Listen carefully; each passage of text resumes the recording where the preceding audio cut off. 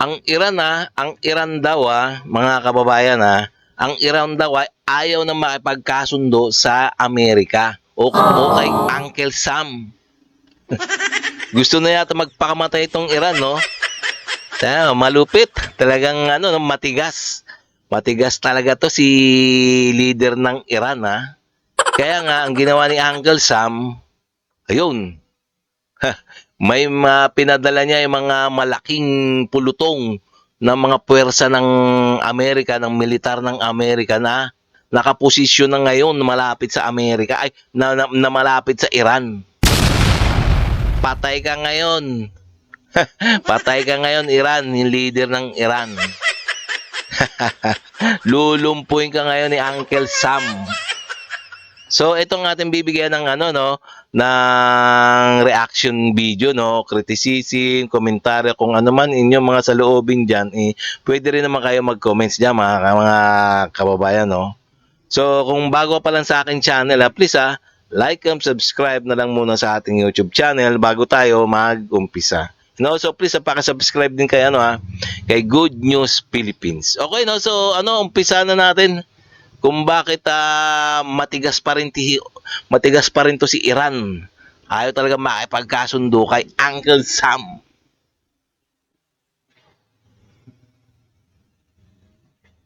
President Trump nagbigay ng pahayag na merong malaking armada ng Amerika ang malapit na sa Iran. Ito ay naglalayag ng mabilis at taglay ang lakas na kayang gawin ang katulad na nangyari sa Venezuela. Babala ng Pangulo ng Amerika malapit nang maubos ang oras para makipagposisyon ang Iran Islamic Regime. Pagbagsak ng Iran nalalapit na $1. Umaabot na ngayon sa 1.1 Iran Rial. And in June, we obliterated Iran's... Ayan tingnan nyo naman matindi na ang nangyayari ngayon. Matindi na sa Iran at Amerika. Talagang na to. Kumbaga world war to hindi pa world war World war. Kaya kasi nga sobrang tigas nito Sobrang tigas nitong itong leader ng Iran na ayaw makipagkasundo kay Uncle Sam o kay Donald Trump. Ang gusto kasi ni Donald Trump na maghimasok diyan kasi nga marami na nang nangyari. Marami nang namamatay. Marami nang namamatay sa Iran. Dahil sa protesta, dahil nga sa ang balita kasi ay ayaw na mga mamamayan ng Iran o gusto nang patalisikin yung leader ng Iran. So ito naman si leader ng Iran ayaw talagang bumaba sa pwesto. Kaya ang nangyayari puro protesta nangyayari, pero kinukulong, binabanatan o may mga nangyayaring masama sa mga against sa government doon sa Iran. Kaya nga gusto nang makialam ni Uncle Sam. nuclear capacity in Operation Midnight Hammer. You saw that. People have been waiting for 22 years to do that, and we were right at the end. They were about a month away from a nuclear weapon. We had to do it. And by the way, there's another beautiful armada floating beautifully toward the end right now. So we'll see. I hope they make a deal. I hope they make a deal. They should have made a deal the first time they'd have a country. Kakapasok lang na balita mga kabayan, ayon sa open source, 4 na KC-135 tanker at 2 B-52 bombers ang patungo sa dagat Pasipiko. Pero tinitingnan ng source ang posibilidad na ito ay ilan sa mga karagdagang puwersa ng Amerika laban sa Iran. Pinatay na rin ng Abraham Lincoln Carrier Strike Group ang kanilang automatic identification system. Ito ay hudyat na sila ay nasa posisyon na at handang umatake anumang oras sa utos ni President Trump. Sakay ng nuclear aircraft carrier ng Amerika ang pinakamalakas na fighter jets tulad ng F-35C, Lightning II, F-A-18 Super Hornet EA-18G Growler, isang electronic warfare fighter aircraft, E-2D Hawkeye bilang early warning aircraft, Wow, ang titindi. Seahawk bilang mga anti-submarine at anti-ship helicopter bilang proteksyon. Naririyan ang mga guided missile destroyer na USS Michael Murphy at USS Frank Peterson Jr. Mahihirapan ang Iran na wasakin o tamaan man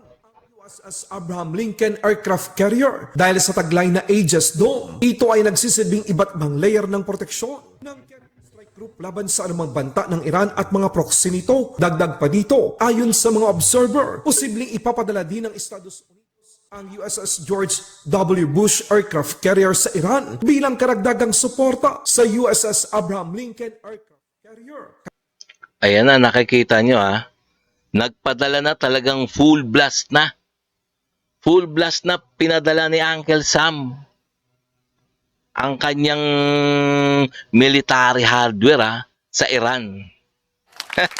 Patay kayo pag hindi pa kayo bumagang buntot nitong leader ng Iran. Yari na. Kaya sa Iran Supreme Leader, good luck sa iyo. Kung kayo ang tatanungin mga kabayan, sang-ayon ba kayo sa mga akbang na ginagawa ng Amerika laban sa Iran? Sa ibang Teka, tingnan nyo Goodbye.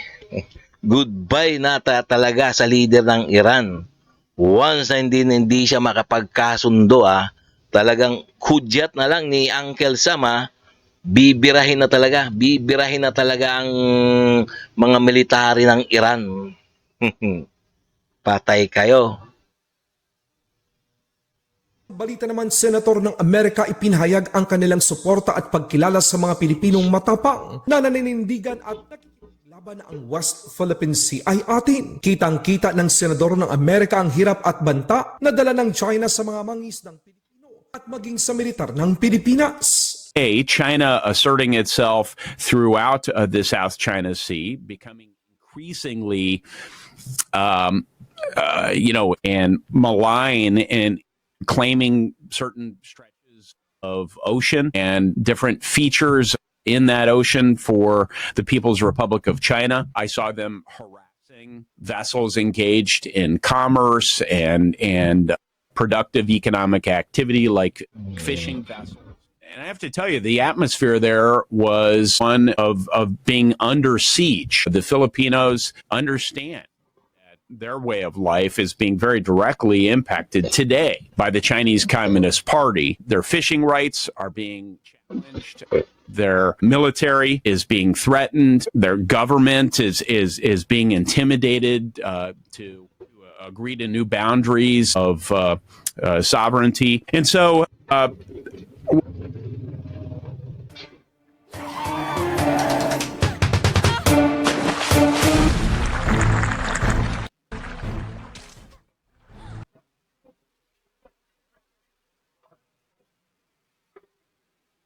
I was encouraged because the Filipinos have been perhaps the most assertive in defending themselves, even though they're a smaller country, a less powerful country militarily, but they've been doing what so many of our allies have done over the years. Habang nagdidebate naman ang mga senador sa Pilipinas kung papatawan ba ng persona non grata ang bagong Chinese ambassador sa Maynila, sangguni ang bayan ng kalayaan sa West Philippine Sea. Diniklarang persona non grata ang bagong Chinese ambassador sa bisa ng Resolution 092-016 nitong ika-27 ng Enero taong kasalukuyan. Ang local government unit ng munisipyo ng Kalayaan ay malakas na kinuha ang mga hakbang at aksyon ni Jing Quan, ang bagong ambassador ng People's Republic of China, sa mga pahayag nito laban sa opisyal ng gobyerno ng Pilipinas. Ganito katapang ang mga kababayan natin sa Kalayaan Island na araw-araw nakakaranas ng pangharas at kalupitan ng mga Chinese Coast Guard, Chinese Maritime Militia at maging ng People's Liberation Army Navy.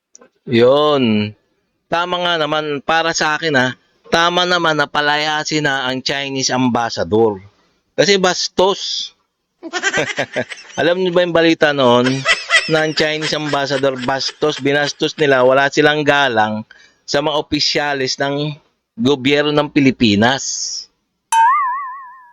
Lalong-lalo nakasagutan niya si Commodore Tariela na minamaliit niya ang mga opisyal ng gobyerno. So talagang ano, kaya nga ito nga nagpasa ang Senado ng panukala na bigyan ng pataw ng parusa itong Chinese ambassador na to na bastos. What? Walang galang sa Pilipinas. Ayun, persona non grata na ang tinuring ng mga senador sa Chinese ambassador.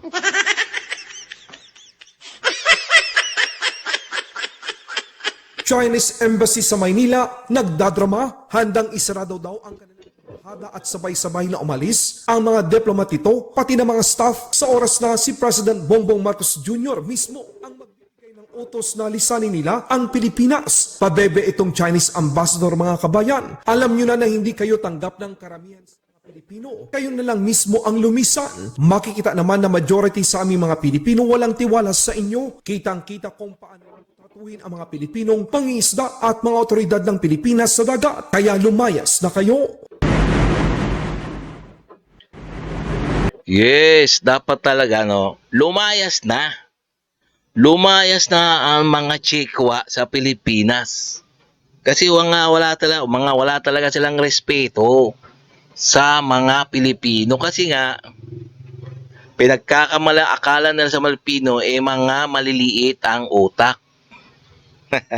Kaya mayayabang kayong mga Chikwa. Kaya dapat talaga palayasin na.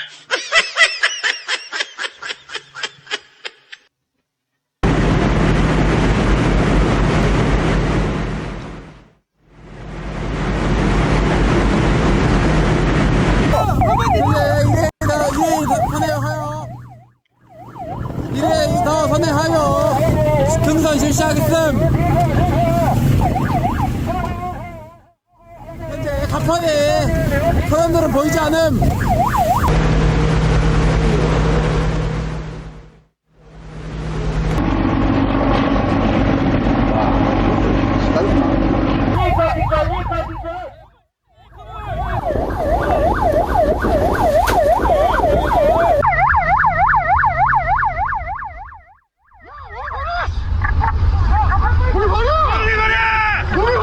O tingnan nyo itong ginagawa ng mga Chekwa na to sa mga Pilipino, no. Talagang talagang mga walang hiya.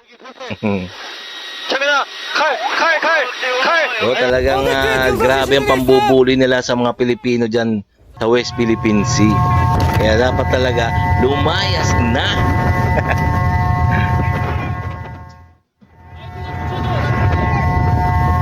저요.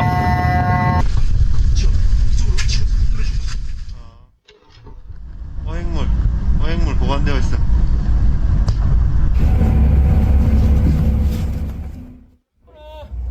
살아있는 상태. 조업한 지 얼마 안 된 것으로 확인됨. Okay, mga kababayan, mga guys, no. Nakita naman natin na ang panloloko, panggigipit, pambubuli ng mga Chekwa sa mga Pilipino. Wala silang respeto sa mga Pilipino.